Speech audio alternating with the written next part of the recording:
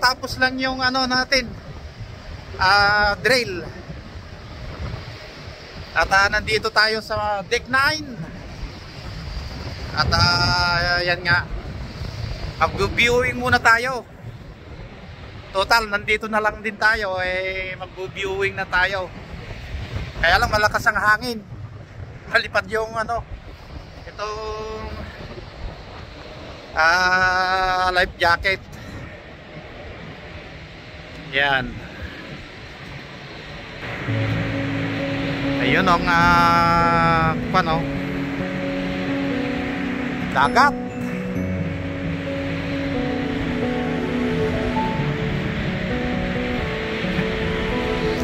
Nababahala naman ako, baka malaglag yung cellphone.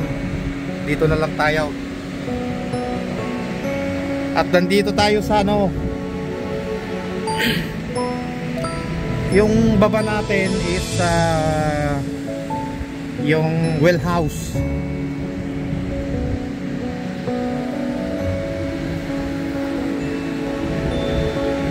Ganda oh.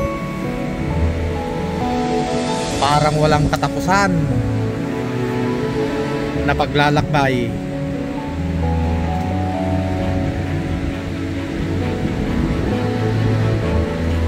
Ibig sabihin may mga ano dito oh, may mga dahon-dahon. Ibig sabihin na ano pa ganyan pa anong papato. Time check is alas 2 na yata, alas 3 ng hapon.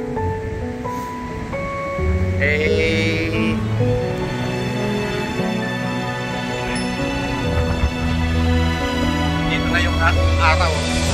Pag papunta ka doon, dito yung araw sa likod. Ang liwanag ng ano, ang liwanag ng kalangitan.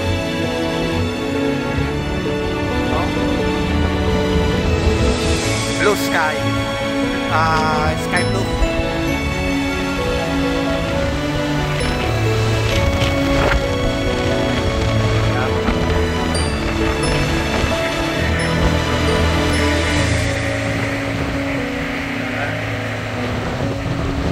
Halos matatanaw mo na lang yung ano doon, yung bundok.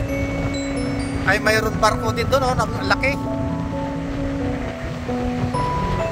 Ewan ko kung barko yun o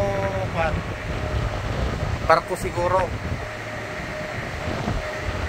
Ang layo yung ano, yung natatanaw mo yung sinag ng ano, ng bundok. Parang layo. Parang hindi mas malapit dito sa left side natin.